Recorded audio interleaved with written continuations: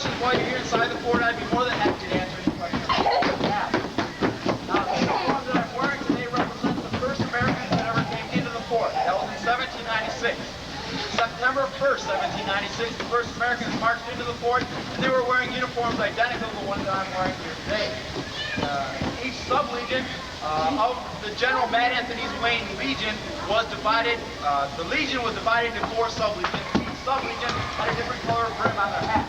And a white brim, that meant we were members of the first sub-legion. The rest of the uniform was identical. It consisted of a black felt hat, topped off with bear fur, pinned up on the left side with the left side. This was graduated as a silver eagle insignia.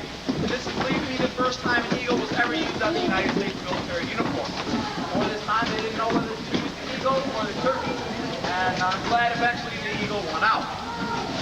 The coat that I'm wearing today is the fatigue coatee. This is the everyday work uniform of a soldier. He's expected to wear it year-round. It is made of 100% wool. Actually, it's pretty comfortable today, but not quite warm enough during the winter and much too warm during the hot summer days. Underneath this, we have a white unbleached muslin shirt tied up at the neck with a black neck sock. Summer issue white linen pants. In wintertime, we would be issued blue wool pants. That's our coat. I have on basic black leather shoes, and because I'm firing the musket today, I also have on the appropriate cross belt. On the right side is the cartridge box or cartouche, which contains the charges needed to load and fire the weapon for you today. The left-hand side is an 18-inch triangular shaped socket-style bayonet. The bayonet affixes easily to the top of the musket, turns it into a deadly 6.5-foot long spear. During the 18th century, the battles would culminate with a bayonet charge. The men were ordered to affix their bayonet and go into hand-to-hand combat. Now, the triangular shape of the bayonet would inflict a very large triangular-shaped wound. It was very deadly, and it said more men died from the wounds of bayonet than all muskets and parts combined during the American Revolution in the War of 1812. Because it was so inhumane, the triangular shape of the bayonet was outlawed after World War I, and they went to the basic blade-shaped bayonet. It was much more humane and felt better going to your side. The musket itself here that I'll be firing for you today is a 69 caliber musket known as the Charleville. It was made in Charleville, France, and imported to the Americans during the American Revolution. These were stockpiled and reissued up and through the year 1800. When the first Americans came in here, 1796, this was the shoulder arm that they would have been carrying. Now the musket itself weighs about 10 pounds. It is made of 3 main parts. I'm sure you've all heard of them. What's the long metal part called? Yeah. The barrel. Very good. If you get that wrong, we're all in trouble. The wooden part is known as the stock. The metal firing mechanism is the lock, shortened to lock. That's where we get the old expression. We put that all together. Lock, stock, and barrel. Just one expression coming from the musket, it meant you had everything you needed for the whole thing. Another old expression coming from the musket, don't go off that top. Now in the half-cock position, or the loading position. You wouldn't want the musket going off while you were loading. It'd be very dangerous for you or anything around. Just a flash in the pan. Flash in the pan is a sort of misfire that could occur here in the musket.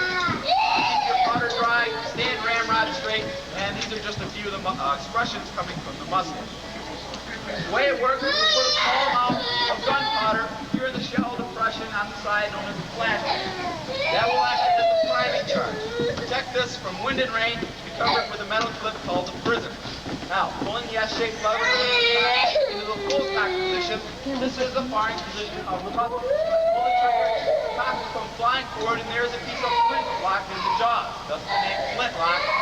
Flint comes flying forward and strikes open the prism. Flint and steel create sparks. Sparks land on the flash pan, setting off the priming charge, and a small amount of flame goes through a hole in the barrel known as the touch hole. That will hopefully ignite the main charge and send the musket ball out on its way. That was a whole pile of words to describe something that's supposed to happen in just a split second when I pull the trigger. It's only expected to go off, though, 80% of the time on a clear, dry day. The other 20% of the time, a situation known as a misfire would occur, for one reason or another, the musket would not go off. And in fact, if there's moisture in the air or if it starts to rain, the number of misfires would increase. And the downpour, these weapons were virtually better used as gloves, because you couldn't get your musket to go off in the rain. Keep your powder dry is another expression pertaining to the musket. In fact, it said during 18th century battles, if it started to rain, the commanding officers would get together and postpone the battles, kind of like a modern-day baseball game until better weather came along, and then you go back to using their muskets and cannons. The other drawback to this weapon was it was inaccurate. That's because this is smooth bore. There are no riflings inside which can spin the ball out and give it a straighter path.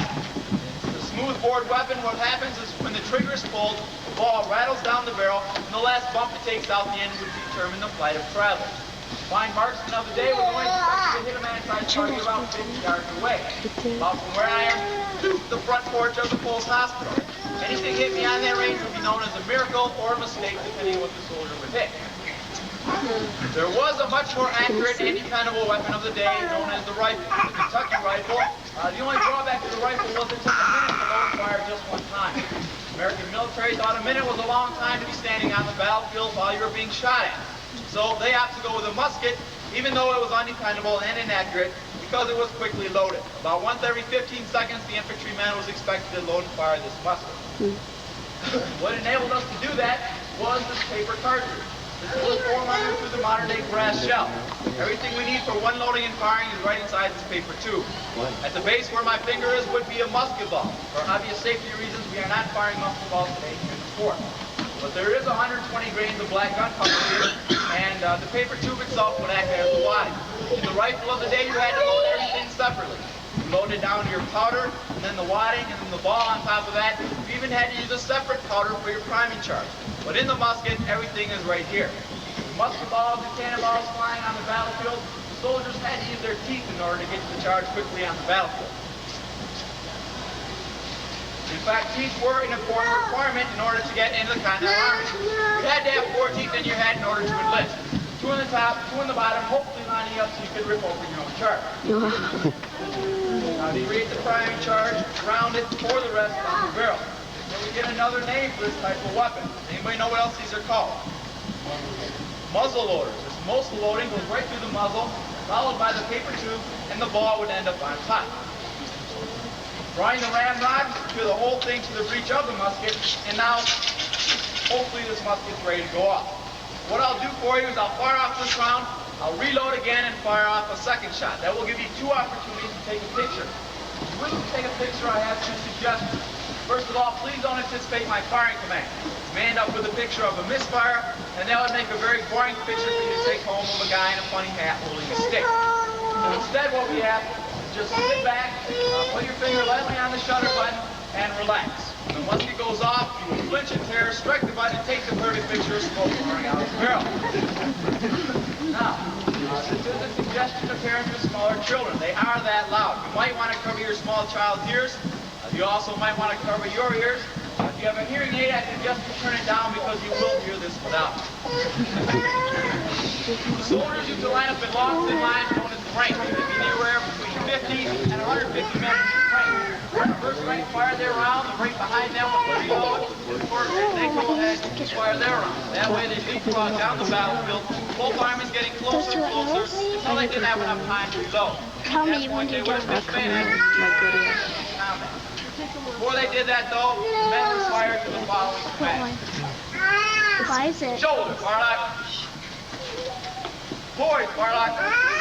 Full cock, Barlock. Take aim. Fire. This fire. Let's try to get it. Take aim. Fire. Come on. Okay.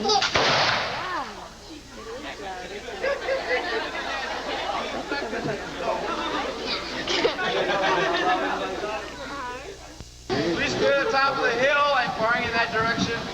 Now, for those of you who didn't hear that first round, or if you possibly got a picture of the ceiling of the porch, this is your last chance. Firing commands once again.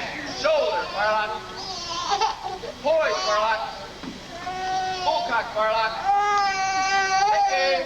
Fire.